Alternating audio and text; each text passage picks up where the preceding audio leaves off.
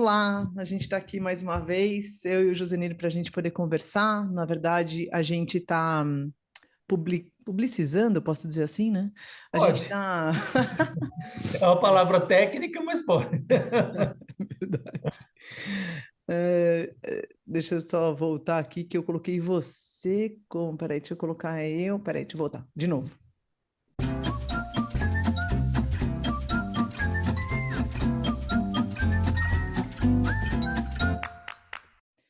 Olá, a gente está aqui de novo num bate-papo, eu e o Josenir, como sempre, as nossas conversas, acho que semanais, quinzenais, sei lá, a gente sempre conversa quando tem tempo ou quando a agenda permite, Isso. e dessa vez a gente conseguiu um espacinho aí na agenda para continuar falando da remuneração de dirigentes, e a gente, fazendo um retrospecto, na última vez que a gente conversou, a gente falou sobre as legislações que tem da remuneração de dirigentes, a gente falou um pouquinho sobre os certificados que estão vinculados à remuneração de dirigentes, e a gente acabou falando um pouquinho também sobre ser estatutário, não estatutário, e aí surgiu a hipótese de repente você trazer um caso ou trazer uma situação prática.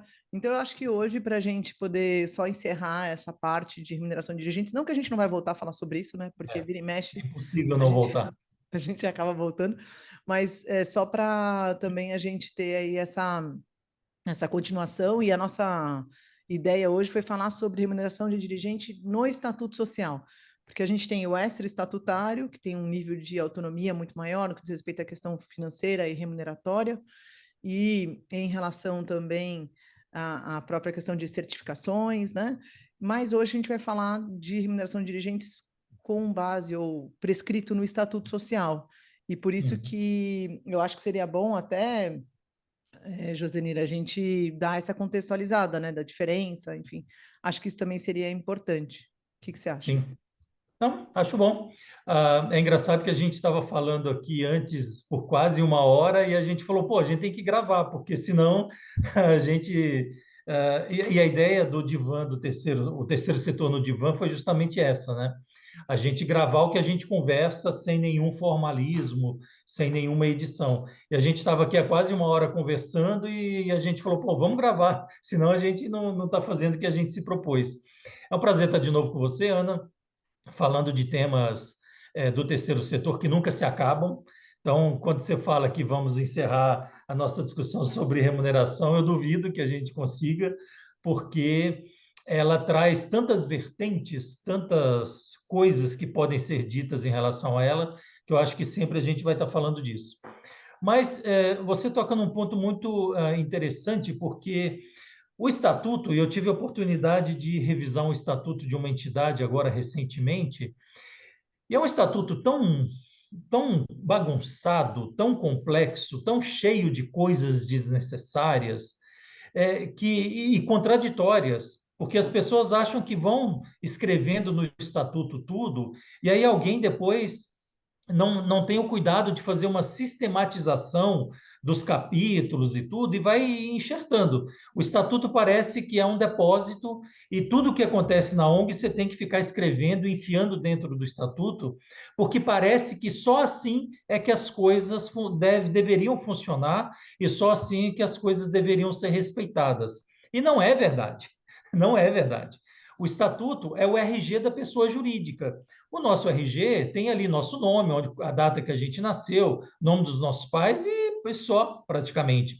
Não tem o grau que a gente cursou, não tem o curso que a gente fez, não tem os títulos que a gente conseguiu ao longo do tempo. Ele Uhum. só diz quem somos nós e uma informação básica. O estatuto é o RG da pessoa jurídica. Ele deve dizer quem é a pessoa jurídica, basicamente, a sua de uma forma enxuta, quais são os seus órgãos de administração, que são alguns requisitos exigidos pelo Código Civil, que são simples, são 5 requisitos, que são muito simples, onde é a sua sede, como é que ela é administrada e tal, e só. E a gente vê estatutos, e o meu recorde de estatuto, de ter visto um estatuto, é de 104 páginas. Meu Deus. Alguém teve o dom de fazer um estatuto de 104 páginas. E Alguém eu tem não que digo, fazer. até já escrevi sobre isso, eu não digo que um estatuto bom tem que ser grande ou pequeno. Um estatuto tem que dizer o que ele tem que dizer, porque muita coisa que a gente vê nos estatutos deveriam constar ou de regulamentos internos Isso, que dizem isso, respeito só à entidade, ou isso. nas procurações, porque como em sendo o RG da entidade, da pessoa jurídica, você manda o estatuto para todo mundo. Você manda para o governo, você manda para o banco. Isso, é. E o banco não tem que saber detalhes da sua organização interna. Você Mas, sabe, enfim, o Josenir, você falando, você me lembrou, o Danilo Tizio falava uma coisa, eu acho que é muito interessante, que o Estatuto Social, ele é uma ferramenta, ele é um instrumento. Então, você vai usar exatamente. para captar recursos, você vai usar para abrir conta bancária, você vai usar para se habilitar numa parceria, mas a gente tem que tomar cuidado, porque senão vira assim, um livro, né? Vira um códex, né? Uma É, coisa absurda. Você falou cento e tantas páginas, eu não cheguei a ver ainda bem, né? ainda bem. E o estatuto que eu costumo fazer, claro que cada entidade tem uma necessidade.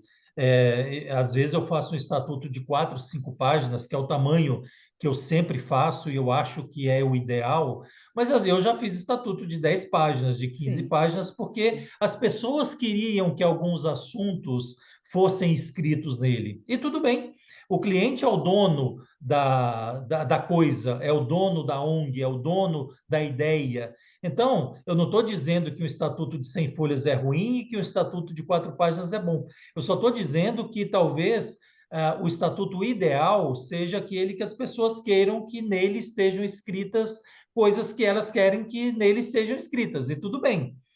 Nós, como técnicos, temos que orientar o cliente a falar: olha, talvez este capítulo aqui que você fala da relação que o associado tem que ter com a Isso, igreja ou isso. com um determinado segmento, talvez isso não deva constar no estatuto, porque o gerente do banco que vai ver o estatuto não precisa ter acesso a uma informação que é meramente interna. Então, vamos tirar isso aqui do estatuto, vamos colocar no regimento interno, Um ou vamos processo escrever em outro eleitoral, né? lugar, mas não necessariamente aqui. Mas, enfim, Hum. acabei gastando um bom tempo nosso falando disso. Não, Mas não tem, para imagina. dizer o seguinte, a remuneração, e o estatuto, a gente vê muito o estatuto cometendo erros, e aí eu acho que é um erro, ao prever dentro dos órgãos administrativos a diretoria executiva. Uhum, Porque a uhum. diretoria executiva, ela é a que executa, como o próprio nome diz, as ordens da diretoria estatutária. Então, tem estatuto que coloca lá diretoria estatutária, diretoria executiva, superintendente, e isso não tem que estar no estatuto, porque a diretoria estatutária é aquela que está escrito no estatuto, por isso que ela chama estatutária. E a Claro. executiva, ela não é estatutária, porque senão não poderia haver duas diretorias estatutárias, a estatutária propriamente dita e a executiva. E a executiva e a superintendência são órgãos de administração que podem ser escolhidos pela diretoria estatutária. Então, e às vezes você vê estatuto que tudo está ali misturado. Aí você É, fala, mas qual é é. a diretoria Mas estatutária? eu acho que falta um exercício também, assim, porque, veja, quando a gente vai fazer, ou vai fazer um trabalho de governança da organização e vai tentar construir, na verdade eu chamo de arquitetura, né? A gente tem que pensar nas funções de cada um, a execução de cada um, mas a gente meio que desenha, a gente faz junto, faz um organograma junto para poder ver a viabilidade, porque às vezes você tem duas funções com competências muito parecidas, né? E que no dia a dia não vai funcionar, não vai funcionar. A gente tem, por exemplo, uma organização muito pequena que tem 7 membros, por exemplo, vai 10 associados, e os 10 Uhum, associados são os mesmos que são do conselho. é, Então, quando eles fazem a assembleia, eles não assim, eles estão fazendo uma reunião do conselho, mas na verdade é uma assembleia. Mas, é. mas todos nós somos conselheiros. Então, Também é eu, uma reunião de diretoria. exato, ou uma reunião de diretoria. Então, o que eu sinto falta é justamente esse aspecto operacional, de sentar com a liderança ou com quem está pensando a organização e definir os cargos e competências e fazer um organograma mesmo, assim, pegar E o e conselho fiscal é construir. o que mais incomoda, né? Porque você não tem como ser da diretoria e ser do conselho fiscal ao mesmo tempo, Não, porque não. você não tem como se autofiscalizar. Você Lógico. nunca vai dizer que você está errado. Então, você, enquanto fiscal, não vai dizer, não, mas você cometeu um erro aqui que é você mesmo. E aí tem uma outra discussão que muitas entidades têm, porque muitas entidades são familiares. Elas são Isso, criadas a isso, partir de um desejo de alguém da família isso, é. que mobiliza o restante da família, e aí todo mundo acaba se engajando naquela causa. E aí há uma crítica muito grande com relação a os componentes do Conselho Fiscal serem parentes diretos da Esse é um diretoria, clássico. o que também daria um certo conflito, porque a esposa, em sendo conselheira fiscal, e o marido presidente, ou vice-versa, qual seria o conflito de interesse, ou qual seria a isenção de o cônjuge fiscal acusar o cônjuge executor, ou definidor da política? Não, eu acho que dá total conflito, não é um pouco, não. Eu acho que não, a gente, na verdade, não recomenda, assim. Eu, quando vejo É, esses casos, eu já falo, olha, a gente tem que tomar cuidado, vai ter a que gente não mitigar. recomenda. A Não, gente não recomenda, mas às vezes a entidade acontece. não tem opção, porque ela ainda não tem ninguém de fora que É, pudesse exercer aquele cargo, e mesmo que tenha, a pessoa não quer exercer, porque não é não, obrigado, né? Então, é, como a lei não proíbe, isso, ela vai proibir lá em alguns momentos, né, na sim, remuneração, isso, que não pode haver parente consanguíneo até terceiro isso, grau, aquela história afinidade. toda. Uhum. Mas são detalhes operacionais que nós que já estamos há mais tempo, já vivenciamos situações tais quais a gente está falando agora, elas precisam ser pensadas e alertadas, porque às vezes quem está ali criando a entidade não está ligado e nem deveria estar nas questões operacionais e burocráticas, né? Ô, Josenir, mas vamos falar da remuneração do dirigente no estatuto. Eu me toquei agora que a gente tem que falar. Ai, mas estava tão A gente legal já esse fugiu do assunto, né, tema. da governança. Você falou uma palavra interessante aí, que é um acréscimo a essa bagunça que a gente já tem, porque a Aham, gente tem o diretor estatutário, conforme a gente falou agora, e a lei usa a expressão diretor não estatutário. isso. E aí você vem e fala diretor extra-estatutário. Uhum. Ana, não faz isso. Não faz isso comigo, porque parece que é uma nova classificação, é um novo enquadramento. Como tem a diferença do autônomo, né? Você Isso, tem o dirigente ou o diretor não estatutário, isso, que até a própria legislação direciona a obrigação dele ser CLT, mas isso, com a reforma trabalhista e o reconhecimento do Supremo de outras formas de prestação de serviço, hoje você tem as PJs, as pessoas jurídicas, as individuais, as unipessoais, as sociedades de uma pessoa só, que para mim é uma incoerência até de nome, né? A sociedade de uma Mas pessoa só. mas acho que no Código Civil, você lembra que estava lá no 44? Eles tiraram, né? Eles É, tiraram. não, e nós, né, o advogado tem muito isso, sociedade unipessoal de É, advocacia. Quer unipessoal, dizer, é como isso é que mesmo. uma sociedade pressupõe no mínimo duas pessoas, mas ela é unipessoal. Mas, enfim, então a gente tem o diretor estatutário, que é aquele definido na diretoria estatutária que está escrita no estatuto, por mais Isso, redundante que tudo isso possa parecer, e isso. você tem o diretor não estatutário ou extra-estatutário, como Não, mas você você está certo. sugeriu. Eu vou usar o termo técnico. Você está certo. Eu tenho que usar não estatutário porque é o que está na lei. É É, porque às vezes a gente se pega já no dia a dia, né? Mas o O que não quer correto dizer é que está isso. errado, porque, enfim, Não, a lei também lógico. não definiu isso, ela só mencionou o não estatutário. Isso, E aí você abre um leque que o não isso, estatutário pode ser seletista, ele isso. pode ser PJ, ele pode ser um monte de coisa, né? Mas aí é uma relação trabalhista interna da entidade, que nem tem um reflexo aqui no nosso direito do terceiro setor, né? Mas, assim, eu acho que os dirigentes não precisam ser obrigatoriamente seletistas, mas também entendo que o fiscal pode ser literal e criar caso na contratação de um superintendente por meio de PJ, porque ele vai falar, não, aqui está falando que tem que ter vínculo empregatício, e vínculo empregatício só é SLT. Certamente ele vai dizer isso. Mas eu acho que os argumentos jurídicos que podem ser alinhados para sustentar que ele pode ser PJ também são bons, são bem eficazes.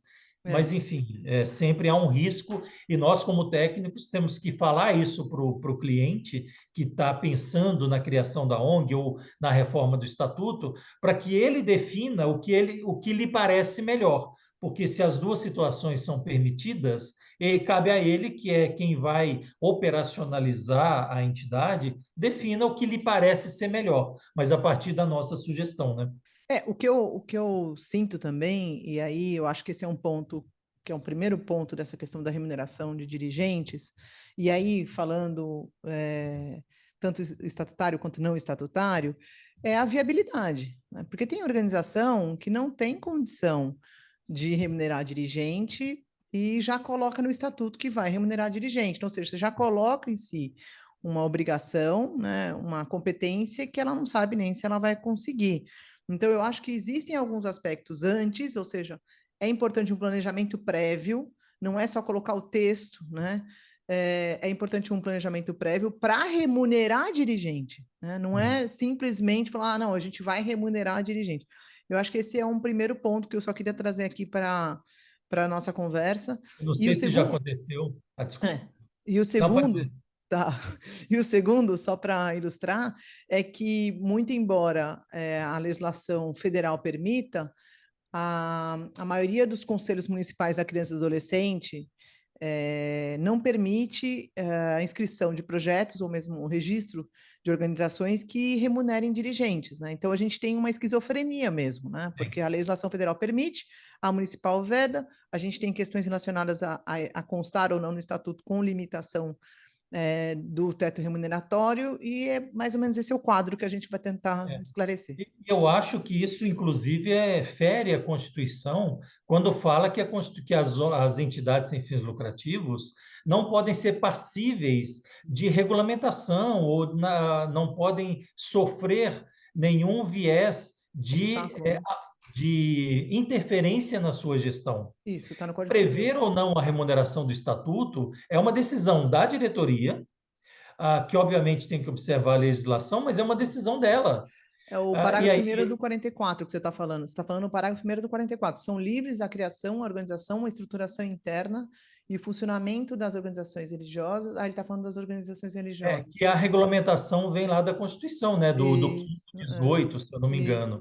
é isso Então, mesmo. assim, e você tem razão com relação à maluquice que é a coisa, porque eu tenho uma lei federal que foi de utilidade pública que foi revogada, e É, aí eu defino que posso remunerar. Nem que não seja imediato, mas a diretoria pode falar, não, mas já vamos deixar aqui engatilhado, é, porque temos a perspectiva de, em algum tempo, voltar. E aí você esbarra na legislação municipal e estadual, e às vezes até em resoluções de conselhos que são inferiores a tudo isso que a gente está falando. Mas elas estão em vigor. Por isso até que a Comissão do Terceiro Setor da OAB de São Paulo, da qual nós dois fazemos parte, você presidiu em algum momento, eu também presidi em algum sim, momento, e hoje a Laís está à frente dela, e nós dois também participamos de um grupo de debate formado pela comissão para discutir justamente a remuneração do terceiro setor e sugerir uma mudança na legislação para tentar abarcar tudo isso e eliminar essas incoerências que a gente encontra. E foi feito um relatório e foi minutado um projeto de lei que é recente, e que eu entendo que está consistente. Nós, em alguns momentos, ajudamos nisso de alguma forma, e que este projeto de lei visa justamente revogar as legislações que são contraditórias e definir critérios mais objetivos para que a remuneração aconteça. Mas eu só queria, para não perder a oportunidade, comentar uma coisa que você falou no início, e hum, você já deve ter passado por isso, uhum, mas eu já fui em clientes, em reuniões, em que uhum, depois de 1 hora e meia discutindo sobre remuneração e falando tudo isso que a gente falou, por curiosidade eu falo, mas deixa eu ver o balanço. Existe superávit ou existe dentro das despesas uma rubrica que contempla a remuneração de dirigente, e aí você pega o balanço, ou pega o fluxo de caixa, ou pega a balancete, e você vê que a entidade é deficitária. É. Aí você está ali uma hora e meia discutindo o sexo dos anjos, porque aquela realidade de remunerar a diretoria não é daquela entidade, não é daquela ONG. Mas estamos ali discutindo teorias Não, sobre isso, é, etc., e meio que você tem um sentimento de perda de tempo, né? não, e você sabe que você falou agora no começo que pode colocar no estatuto para depois, alguma coisa assim. Mas eu tive uma situação prática de uma organização que colocou no estatuto que poderá remunerar, né? E aí o órgão federal mencionou que assim, a legislação falou que teria que definir, pode ou não pode, não é assim. Então você O tem que verbo colocar está no, no, no tá no, pretérito futuro, entendeu? Não, não. Você tem que colocar vai pode ou remunerar não pode, né? Não é ou que não. poderá. É, exato. Ou não vai remunerar. Não tem como você colocar É, assim, olha, poderá ou né, pode remunerar. Não, não, não, verbo assim não dá. Você tem que não dá. definir. Então, isso também é um ponto importante, que às vezes a organização coloca, ou mesmo coloca tudo vinculado à lei da OCIP, por exemplo, e É, essa semana também aconteceu isso. Então, mas sua organização é qualificada como OCIP? Não. Então, mas por que você está usando tudo da é. legislação de OCIP? Não, Que é porque me uma disseram que mescla, né? a inteligência artificial, porque agora já tem até a inteligência artificial, né? É, A gente fez um pelo Google e aí na inteligência artificial saiu. Eu falei, exatamente. não, que bom, estou fazendo um excelente trabalho. É que o leigo que acha que não precisa de uma assessoria técnica, ele pega o melhor de cada lei e coloca no estatuto dela. E ele não tem o discernimento técnico, o que é até aceitável, que as leis, elas regulam situações específicas e não necessariamente elas se misturam. É a mesma história de você ter o SEBAS e querer ter o título de OCIP. E a própria lei fala que eles não são, que eles são conflitantes. Você tem que optar entre um e outro, né? Que foi uma grande discussão na época que a Lei 9.790, que rege as Nossa. OCIPs, entrou em Uhum. vigor, porque ela deu um prazo para as entidades que tinham SEBAS optar por aquele título, porque eles não Uhum. podiam ser cumulativos.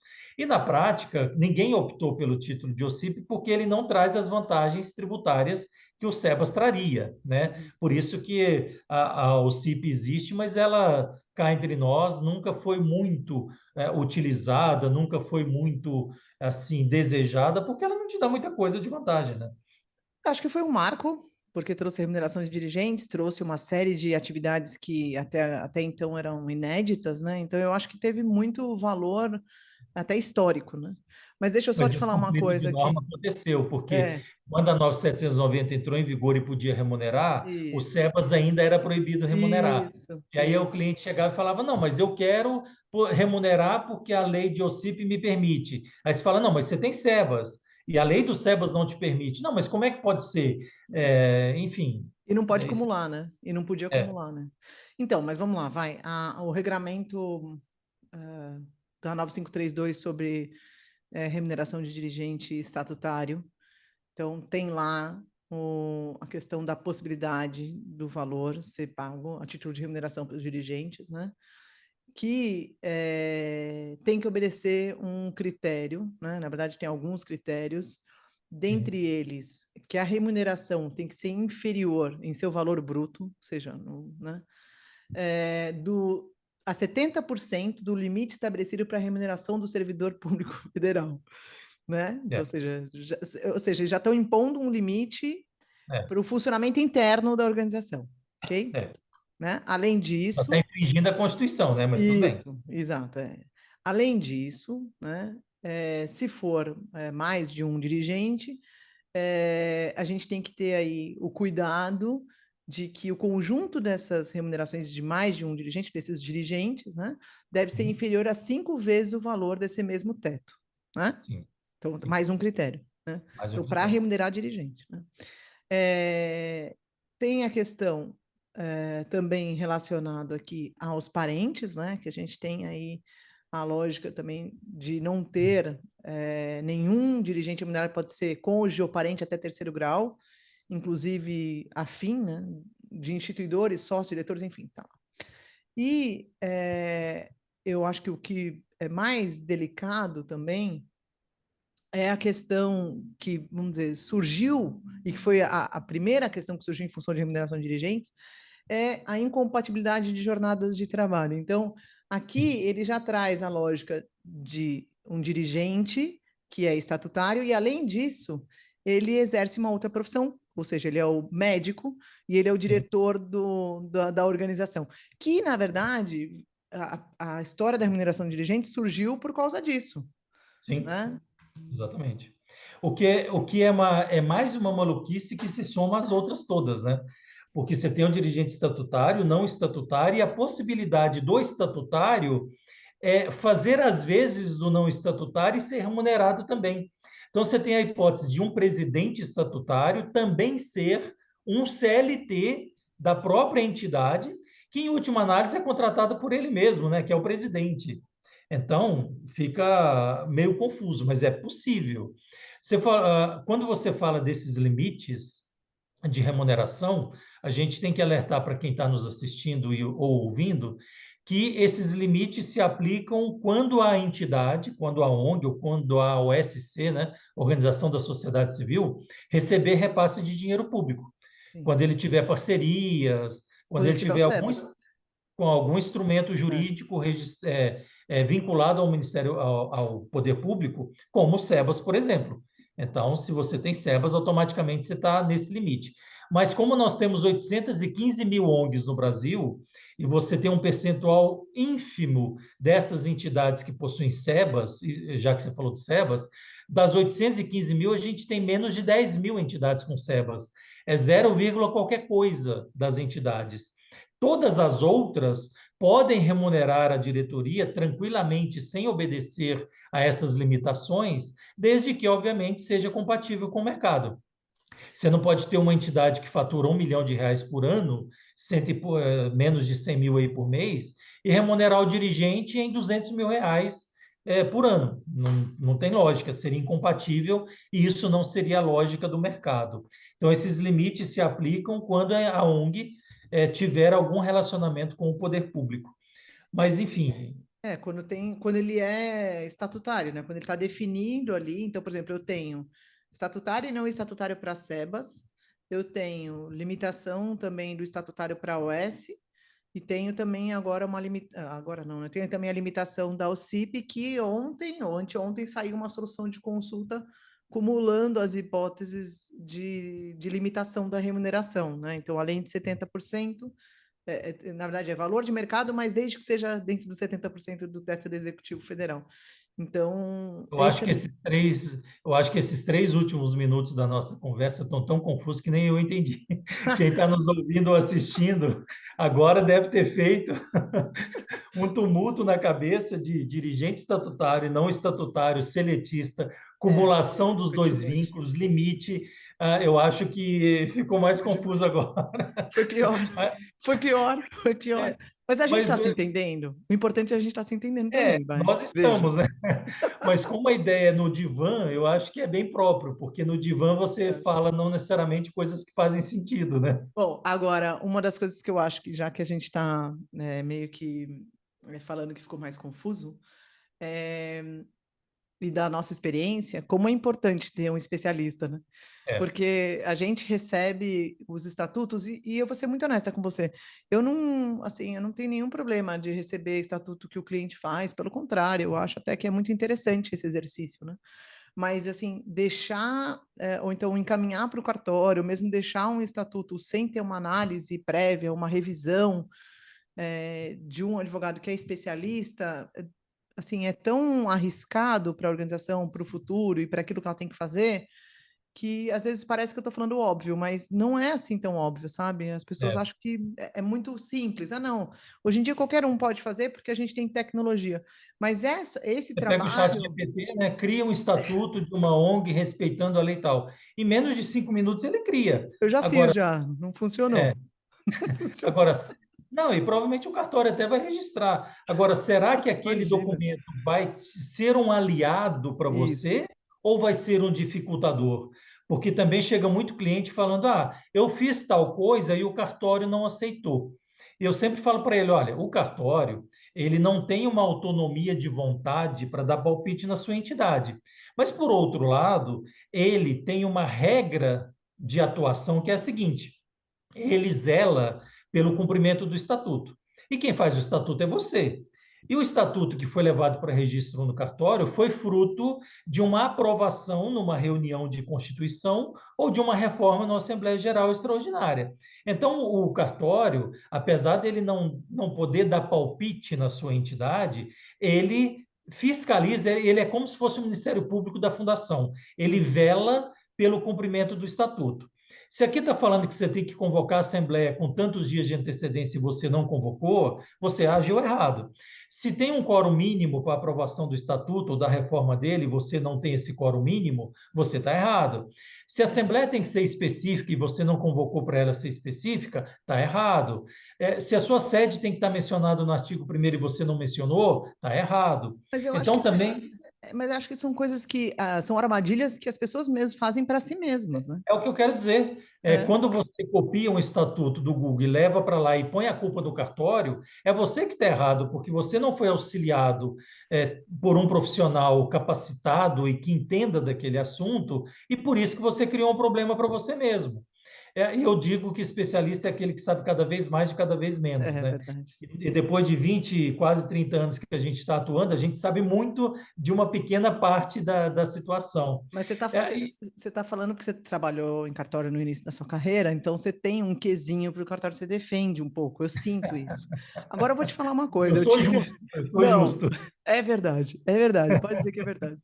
Eu tive uma situação recente de um cartório que não registrou a ata porque o bairro que foi colocado de um dos conselheiros, quer que seja, foi um bairro com referência ao Google e não ao site dos Correios. Aí eu achei too much. Aí eu falei, não, É. peraí. Aí agora Ah, também você já está A gente exagerando. podia, a gente podia fazer um dia, gravar um episódio só disso, porque Tá são bom, tantas situações malucas e discrepantes que, assim, eu topo. é, um dos últimos que eu fiz um estatuto bonitinho, tal, seguindo as regras, tal, não sei o quê, não sei o quê. E a cada vez que você faz o estatuto, ele está mais bem feito, né? Porque você vai É, aprendendo. Isso se chama experiência, né? Você vai acumulando e aí exato. você se torna cada vez mais um documento bom. E aí o cliente mandou para registrar no cartório, eu assinei o estatuto, tal, não sei o quê. Aí vem a nota devolutiva do cartório, com quase 2 páginas, falando: não tem isso, não tem isso, não tem isso, não tem isso. Eu li aquilo, eu falei: nossa, meu Deus, será que eu desaprendi? Será que eu usei o Eu tô arquivo ficando, perdi a errado? prática. Que eu fiz, né?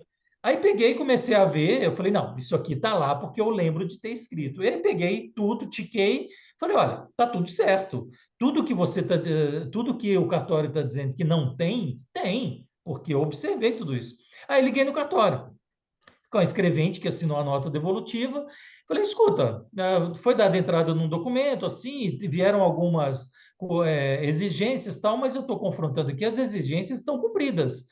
Era uma senhora, enfim, ela falou, olha, eu vou ver. Aí ela falou, manda por escrito, né? Tudo por escrito. Aí gastei lá um tempão, fiz uma tabelinha, colocando a exigência com o artigo que estava, tal, não sei o que, e mandei. Uns 2 dias depois eu liguei, eu recebi a informação que o estatuto tinha sido registrado. Mas eu fiquei curioso, liguei de novo para ela. Falei, escuta, a gente foi do 8 ao 80 muito rápido. Por que estava péssimo e agora foi registrado? Não, porque a mocinha que analisou o estatuto estava com um modelo de checklist que não era um modelo para estatuto de entidade sem fim lucrativo. Ah, entendi. Então, por isso Aí você me atrasou uma semana no... Não, Entendi. e o cliente desconfia de você porque Isso, você fala, não, eu procurei um especialista para fazer o isso. negócio para ganhar tempo e vem uma nota de devolução de 2 páginas e você fica quase que desacreditado. E aí, se a gente pensar que a gente está caminhando agora para a gente poder é, pensar em alguma coisa para a gente falar na próxima semana, que a gente tinha pensado. Eu tinha pensado a gente falar sobre aquela questão lá dos bancos, mas eu acho que essa coisa do cartório também é bem legal, né? Eu acho que Não, e você... talvez a gente possa falar na semana que vem sobre remuneração de dirigente que a gente não falou. A gente acabou pegando vários Eu ganchos de concordo, assunto. eu A concordo, gente foi para um lado, foi por outro, e acho que nós não falamos Não especificamente falamos, a gente realmente, de remuneração de dirigente. realmente. Não, eu acho que a gente pode falar sobre o que a gente quiser, então, na Eu próxima nem falei semana. do case que eu tenho para falar do Pois dirigente é, Eu ia o falar isso para dirigente... você ia falar do seu Não, case, mas agora já foi, mas você né? muda de assunto e as coisas vão indo para o outro lado. Aí Eu eu tenho um... mudo. Não, peraí, Ó, volta. Eu mudo de assunto. eu quero que fique registrado. Eu tenho um case de responsabilidade de dirigente, Ah, em que o conceito de dirigente foi ampliado de uma hum, forma absurda pela fiscalização federal, e eu quero falar sobre isso. Eu tá quero que bom, fique registrada o meu desejo de abordar esse assunto, que era para hoje e você desviou e a gente não falou entendi. disso. Tá bom, tá certo. Não, eu concordo, eu acho que é ótimo. Também vou trazer as questões, porque eu vou ler esse caso também. Acho que vai ser bom, porque vai ter Quem oportunidade de eu estiver nos ler. assistindo ou ouvindo, manda aí Isso, no comentário isso. falando que a Ana tem que parar de ser Sim, autoritária e tem senhor. que falar sobre remuneração, diretoria e conceito de dirigente. Me Tá apoiem. certo. Não, tá combinadíssimo. Achei ótimo. Eu tô super animada agora já para a próxima. Mas falando sério, então a gente termina. Termina não, a gente fala sobre a remuneração É, desse caso, que eu acho que ele é importante, é sério, apesar de hoje não ter sido muito sério. Mas a gente, no que diz respeito, o tema é sério, mas é, enfim. A gente fala sobre essa questão desse caso, que eu acho que é muito bom. Um outro sim. ponto, uma outra coisa que eu queria te falar, até que a gente não conseguiu falar direito, mas que eu queria te falar, é que a gente está com algumas organizações que a gente criou e que não estão conseguindo abrir conta no banco, e tem já algumas iniciativas nesse sentido. Tem o manual da ABCR sobre essas dificuldades. Então, se rolar, a gente pode falar sobre isso também. O que que você acha? Isso é interessante porque eu também já tive problemas com bancos e assim, você faz o estatuto, coloca lá na diretoria a responsabilidade do presidente, do tesoureiro e normalmente você coloca, compete ao tesoureiro cuidar das questões financeiras da entidade, zelar pela regularidade da saúde financeira, da mesma forma que você coloca lá no secretário como função cuidar das atas, manter o arquivo em ordem e tal. E aí eu tive um caso de uma entidade que o gerente do banco queria que estivesse escrito no artigo que cuidava do tesoureiro que ele podia assinar cheque ou realizar transferência ou Pix tal. Ele queria que tivesse escrito. E aí Uhum. eu falava, não, mas primeiro que você não tem que querer nada, porque a lei não te dá autonomia de querer nada a dar palpite no meu estatuto. Mas assim, a coisa foi evoluindo tanto, e o cliente que ficava no meio disso, né? O cliente me perguntava, eu falava que não precisava. Ele ia no banco, o gerente falava que precisava. Ele estava no meio, sem o problema dele ser resolvido. E aí, no final de tudo, ao invés de entrar com ação, tal, não sei o quê, eu tive que escrever Hum. no artigo do tesoureiro que competia a ele, isoladamente ou em conjunto, não me lembro, assinar cheque, realizar TED, Nossa, usar a senha da isso, conta para isso. resolver o problema. Então, o assunto realmente tem Tá. Então eu vou muita deixar. água. Então, eu vou deixar o link lá do manual da BCR, que a gente preparou, fez uma pesquisa com as organizações do acesso aos bancos, só para poder ter como curiosidade também. E aí a gente vê até se de repente na próxima vez que a gente conseguir marcar as agendas, porque só para deixar claro também, nossa prioridade são os nossos clientes. Então a gente só consegue É. fazer essas conversas nos intervalos entre uma coisa e outra. O Então, engraçado é que a gente vai terminar aqui de gravar e vai continuar. vai Então, continuar conversando. acho que se interromper a gravação e começar de novo, já tem o Já próximo. tem o próximo, é verdade. Essa... Pode ser. Então, para quem está ouvindo a gente no podcast, no videocast, obrigada. Acho que é muito gostoso, muito interessante também poder ter acesso a essas trocas que a gente faz. E acho que, enfim, conversar e estar aqui com um grande amigo também é muito especial, e ajuda também a gente a passar e externar um pouco das nossas frustrações e um pouco das nossas dificuldades que a gente compartilha com os nossos clientes, né, Josenir? A gente acaba Exatamente. compartilhando com os clientes essas questões, né? Muito bem. Então tá, Ana, prazer falar com você. Vamos continuar depois que você apertar a interrupção da gravação. Mas para você que nos ouviu ou nos viu até agora, na semana que vem vamos disponibilizar novas conversas e tomara que esteja sendo agradável para você. E se você quiser também dar sugestões sobre temas, entre aí nos comentários que nós vamos levar para a nossa diretoria estatutária do podcast O Terceiro Setor no Divã. E se nenhum diretor não estatutário der palpite diferente, nós atenderemos o seu pedido. O fato é que isso vai ser analisado. Ele vai estar lá. Como a gente põe no estatuto, né? Os casos omissos serão resolvidos pela diretoria estatutária ad referendo, olha que Exato. bonito, da Assembleia Geral. É isso aí. Até a próxima, então, pessoal. Um beijo. Tchau, gente. Um abraço.